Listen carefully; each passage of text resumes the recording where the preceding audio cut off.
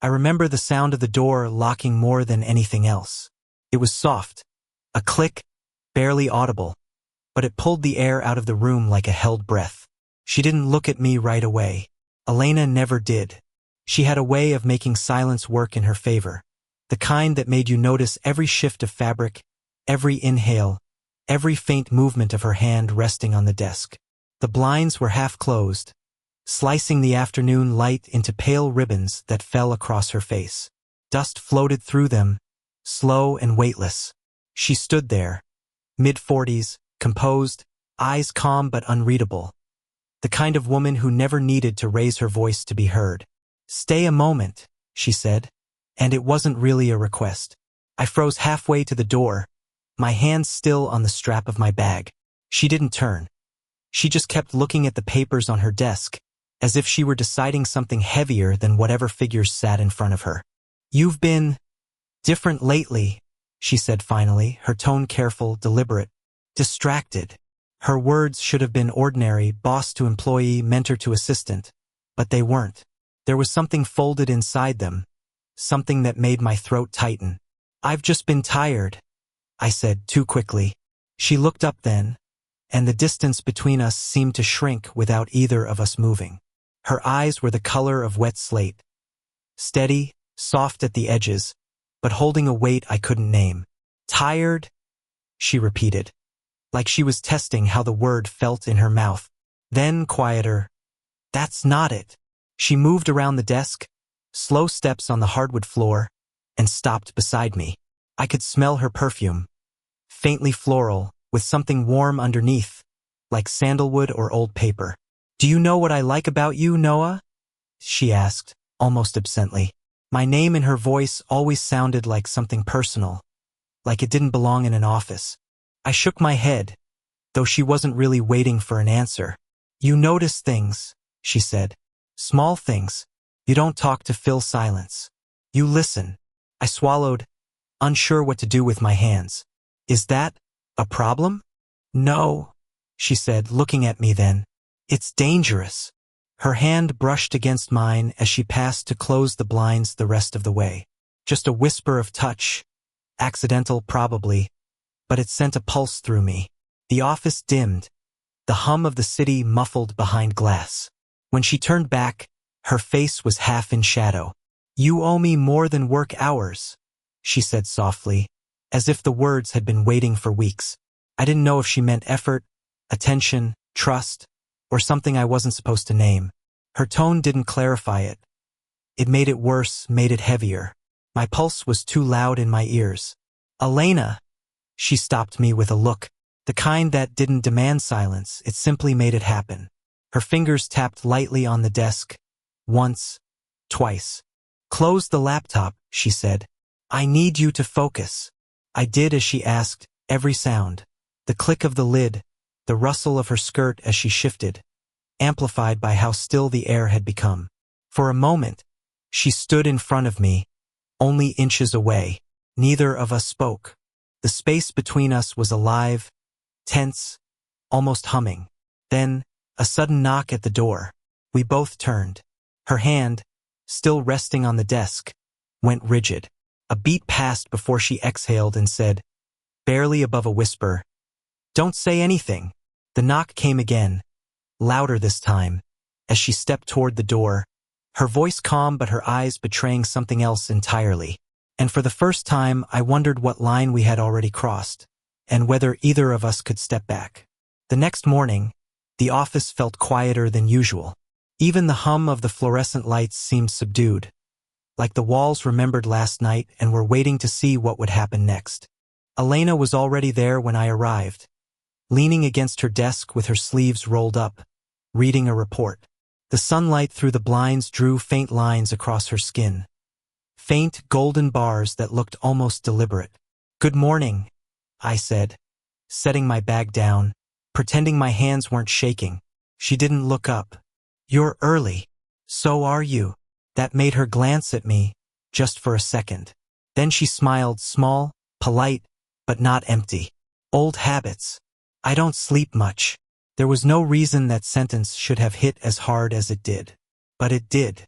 I remembered what she'd said the night before, that I owed her more than work hours, and wondered how much of that came from loneliness she didn't talk about. Used to being alone? I asked before I could stop myself. Her eyes lifted, and for a moment I thought I'd gone too far. But she didn't look angry, just still. When you build a life around control, she said quietly, solitude starts to feel like safety. She turned back to her papers, but her hand brushed mine as she reached for a folder. It was nothing, an accidental touch, except neither of us moved right away. Her fingers lingered for half a breath before pulling back. I could feel where her skin had been, as if my body refused to let go. Did you ever? I started, then stopped. Ever what? She asked without looking up. Regret it? Choosing control over something else. Her lips curved slightly, not quite a smile. Regret is expensive, she murmured, and I've already paid too much for it. The silence after that wasn't uncomfortable, just dense, full of what neither of us was saying. I focused on typing, pretending not to notice how she stood closer than she needed to when she leaned over my shoulder to check something on the screen. Her perfume drifted around me. Faint jasmine, warm skin, a trace of coffee. Her breath touched my neck when she exhaled, and I forgot the sentence I was writing. Her hand rested briefly on my shoulder. Steady, professional, almost casual. But her thumb traced an absent line near my collarbone before she caught herself and withdrew. I think she realized it at the same moment I did, that we'd stopped pretending there was nothing there. When she finally stepped back, she said softly, "We should keep this easy, Noah." Easy? I asked, turning slightly toward her. Her gaze met mine. Direct, unreadable, but softer now. Professional. Predictable. You don't believe that, I said, my voice lower than I meant. Her eyes flicked down, then up again. A long pause stretched between us, long enough to feel like a choice. I don't know what I believe anymore, she said. The air between us felt fragile, almost electric. She reached for the folder again, but this time her fingers brushed my wrist deliberately. A slow, brief pressure that said everything words couldn't. Neither of us spoke. The printer whirred somewhere in the corner. Too loud, too ordinary. She pulled her hand away, exhaling softly, as if the act itself cost her something. Go get some coffee, she said finally, her tone back to neutral. And bring me one too. I nodded, but when I turned toward the door, I caught her reflection in the glass. Watching me leave, her face unreadable except for the faintest trace of something breaking through restraint. A quiet, wordless truth. Neither of us was going to keep this easy. By Thursday, we were both pretending too well. The same quiet mornings, the same exchanged reports, the same professional words that somehow kept circling around everything but work. Still, something had shifted. The air between us had a pulse now. Slow, steady, impossible to ignore. That afternoon, the office was half empty. Most of the team had gone to lunch, leaving just the hum of the air conditioner and the faint smell of rain drifting in through the cracked window.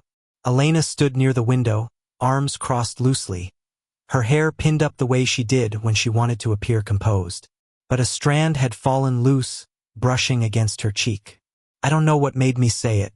You look different today. Her gaze flicked toward me, sharp, searching, then softened. Different how? Less guarded. She exhaled a quiet laugh, almost soundless. You shouldn't say things like that to your boss. Why not? Because they're true, she said, turning back to the window. The city outside was silver and soft under the drizzle. The sound of raindrops filled the space between words. When she spoke again, her voice was lower. You think I'm guarded because I don't say what I feel, aren't you? She looked over her shoulder, one brow raised. And you? You're always watching, never saying much either. I smiled faintly. Maybe I'm learning from you. She turned fully then, leaning back against the window frame. Her gaze held mine a moment too long. Noah, she said quietly, almost a warning. I stepped closer. Not enough to touch, but enough to feel the tension between us. A fragile line stretched thin. I'm not doing anything, I said. That's the problem, she murmured. You don't have to. Her breath hitched slightly as I moved another inch closer. I could see the fine tremor of her hand as she pushed her hair behind her ear. A small, unsteady gesture that didn't match her usual composure. A vibration broke the silence. Her phone, lighting up on the desk. We both flinched. The screen glowed with a name I didn't recognize. Her ex-husband, maybe, or someone who still had the right to call her without permission. She stared at it, unreadable, before flipping it face down. He doesn't matter, she said too quickly. Her voice was steady, but something fragile cracked underneath. I wanted to ask, who was he to you, but didn't. Instead, I said softly, you don't have to explain. For a moment, she looked at me like she wanted to, really wanted to. But the door handle turned suddenly, and we jumped apart. Sophie from accounting peeked in. Oh, sorry. Didn't know you two were still here. Elena's voice snapped back to calm. Just finishing the budget draft. Sophie smiled, oblivious. All right, don't work too hard, she said, then disappeared down the hall. The door clicked shut. Silence returned. We were still standing too close. Neither of us moved. Her eyes found mine again. A question, a warning, a plea, all at once. The rain outside thickened, tapping faster against the glass. She exhaled shakily, her words barely a whisper. This is a mistake. I nodded, though I didn't step back. Probably. She didn't either. Her hand brushed against mine, just once, and stayed there. Not a full touch, not yet. For a moment, the world felt suspended. The rain, the lights, the silence. Everything holding its breath. And though the space between us didn't close completely, it felt like it already had. The storm came without warning. Heavy rain against the windows, thunder rolling low across the city. By the time evening settled, the office was nearly empty. Everyone else had gone home hours ago. Everyone except us. Elena stood by her desk, rubbing her temples. The glow from her computer screen cut a pale outline against her face. She looked tired, beautiful in that quiet, unguarded way people do when they stop pretending to be fine. You should go, she said softly, not looking up. I didn't move. You said that yesterday. Her lips twitched. You don't listen very well. Only when you mean it. That made her look up, really look, and something flickered in her eyes. Not anger. Not exactly. More like surrender she didn't want to admit. The silence grew heavy again. Rain softened to a whisper outside, the kind that filled every pause between breaths. I took a slow step closer. You've been avoiding me. She hesitated. You make it difficult to stay professional. Then stop trying. She laughed under her breath. Not amusement, but disbelief. You don't understand what you're saying, Noah. I do, I said, my voice lower now. I've understood it for weeks. Her expression faltered. She pushed back from the desk, walking toward the shelves as if distance could undo what had already happened. You're too young to think this kind of thing doesn't come with consequences. I followed, stopping just behind her. And you're too used to pretending it does. She froze. I could see her reflection in the darkened window, her shoulders tense, her hand gripping the edge of the shelf. I reached out, slowly, brushing a loose strand of hair from her cheek. She didn't pull away. Her eyes closed for just a second, a soft exhale leaving her lips. Elena, I whispered, the word barely there. Her hand came up to my wrist, not to remove it, just to feel it. Her touch was trembling, conflicted. You don't know how many times I've stopped myself, she murmured. You don't know what this would cost me. I leaned in slightly, close enough to feel the warmth of her breath. Then tell me to stop. She didn't. Instead, she turned, slow, deliberate, until we were facing each other, inches apart. The air between us felt charged, fragile, like it could shatter with one more word. Her voice was a whisper, raw and low. You think this is easy for me? No, I said. That's why I can't walk away. Her hand brushed my chest, a hesitant movement that lingered longer than it should. Her eyes searched mine, desperate and unsure. Then she stepped closer. My pulse caught. Every detail sharpened. The faint scent of her perfume, the soft press of her fingers against fabric, the sound of thunder echoing faintly outside. She tilted her head up slightly, just enough for her breath to graze my jaw. "Noah," she said, the word trembling. "If we do this." A sharp knock at the door cut through the moment like a blade. We both froze. The sound came again, harder this time. Elena stepped back, hands still hovering near me, eyes wide. Her voice was barely audible. "Don't move." The door handle turned. The knock at the door didn't stop after Elena told me not to move. Came again, firm, expectant. Then a voice followed. "Ms. Vale? You left your phone in the conference room." It was Daniel, one of the senior partners. Older, married, the kind who noticed everything that shouldn't be noticed. Elena swallowed hard, her composure sliding for the briefest moment before she found it again. "1 second," she called out, her voice controlled. She turned toward me, sharp, urgent, and whispered, "Move, now, behind the partition." I did, slipping behind the frosted glass divider as she crossed the room and unlocked the door. Daniel stepped in, his tone light but curious. "Still working late? You always did love your quiet hours." Elena smiled faintly. "Old habits." He set her phone on the desk. "Saw the lights from downstairs. Thought maybe you were waiting for someone." My chest tightened. "Just finishing reports," she said, the edges of her voice steady, though her fingers were gripping the back of her chair too tightly. Daniel lingered. "You're dedicated, Elena. Always admired that." He glanced around the office. "Everything all right here?" Her pause was short but heavy. "Perfectly fine." When he finally left, the door shut with a dull click. Elena exhaled shakily and leaned against the desk, eyes closed. I stepped out from behind the divider. "That was close," I said quietly. Her head snapped up. "You shouldn't have been here," she said, her voice low, shaking. "If he'd seen you." "You told me to stay," I said. "That's not the point." Her tone cracked, the calm finally breaking. "Do you have any idea what it would look like? I could lose everything." I took a step closer, heart pounding. "You think I don't know that? You think this doesn't terrify me too?" She turned away, pressing a hand to her mouth like she was trying to keep something in. "Elena." She didn't answer. I reached for her hand, but she pulled away, not far, just enough to keep control. Her breathing was uneven. "You shouldn't care about me like this," she said. "I made it complicated." I frowned. "You didn't make it complicated. You just made it real."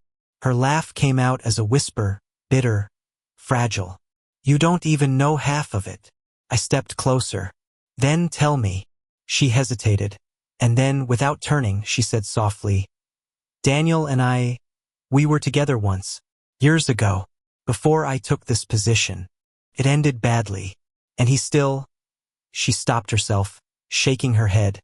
"He still looks for reasons to question me." I froze. "He's still watching you." She nodded once, her eyes glistening under the office light. "That's why this can't happen, Noah. Not just because it's wrong, but because he'd destroy me if he knew." The room went silent, thick with things unsaid. I took another step forward. "Then let him watch," I said quietly. "I'm not afraid of him." Her gaze found mine. A flash of fear, of wanting, of something she could no longer disguise. "You should be," she whispered. She brushed past me to grab her coat, but the movement brought her so close that her shoulder grazed my chest, soft, electric. Neither of us moved for a heartbeat. Then she stopped at the door, her hand trembling on the handle. "Go home, Noah, before this gets worse." But her voice wasn't steady anymore, and when she turned slightly, just enough for me to see the shimmer of tears in her eyes, I knew it was already too late. She opened the door halfway, paused, and said, almost under her breath, "I can't keep pretending I don't feel it." Then she walked out into the rain. The rain hadn't stopped all night. By the time I reached the building, the glass lobby doors shimmered with water, and my reflection looked like a ghost. Half there, half not. I didn't know why I came back. Maybe to say goodbye. Maybe to stop pretending I could. The elevator was empty. The ride up felt endless. When the doors opened, the office was dark except for the soft glow from her desk lamp. Elena was still there, coat draped over a chair, hands folded, staring at nothing. She looked up slowly, surprise flickering across her face. "You shouldn't be here." "I know." Her voice was quiet, resigned. "Then why are you?" "Because you left before I could tell you the truth." She turned away. "Don't," she said. "Don't make this harder." But I crossed the room anyway. "You think this is just about attraction. It isn't. You made me see things I didn't want to admit, about myself, about you, about how lonely we both are." She shook her head. "Loneliness isn't love, Noah." "I never said it was," I murmured.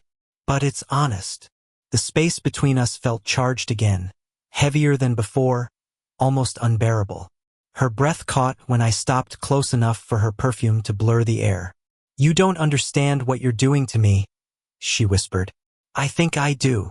Her lips parted slightly, her hands trembling where they rested on the desk. "If I let this happen, there's no going back." "Then don't let it happen," I said, though neither of us moved. Her eyes lifted to mine, the kind of look that only comes once when all the walls finally fall. "You think I haven't tried to stop this?" "Every day. Every time you walk into this room." Her voice cracked, and that was all it took. I reached up, brushing a strand of hair from her face, my fingers grazing the edge of her jaw. She closed her eyes, not in surrender, but exhaustion from resisting too long. For a second, the world was just sound and breath. The faint rain, the hum of lights, the rhythm of our heartbeats fighting to stay quiet. "I can't protect you from what happens after," she said, her words trembling between us. "I don't need protecting," I whispered back. "I just need you to stop pretending this isn't real." Her breath hitched. She stepped forward, just one step, and the distance vanished. My hand slid to her shoulder, hers to my chest. The warmth between us was dizzying. But then she pulled in a shaky breath and pressed her forehead against mine instead of closing the last inch. "This isn't the world's kind of love," she said, her voice breaking. "It's the kind that asks for everything and gives nothing back." "I'll take it," I said softly. We stayed like that, not kissing, not moving, suspended in something too real to name. When she finally drew back, her eyes were wet but steady. "You'll hate me for this someday." "Then let it be someday," I said. Her fingers lingered against mine one last time before she stepped away. Calm again, but changed. For the first time, we both knew exactly what this was, and what it would cost. Neither of us said goodbye. It had been 2 weeks since that night. The storm, the words we couldn't take back, the line neither of us could quite uncross. The office returned to its rhythm. Meetings, reports, deadlines. Everything looked the same, but it wasn't. I still arrived earlier even, hoping for those quiet moments before the others came in. Hoping she'd be there too. And she was. Elena sat at her desk, glasses perched low, her focus steady as always.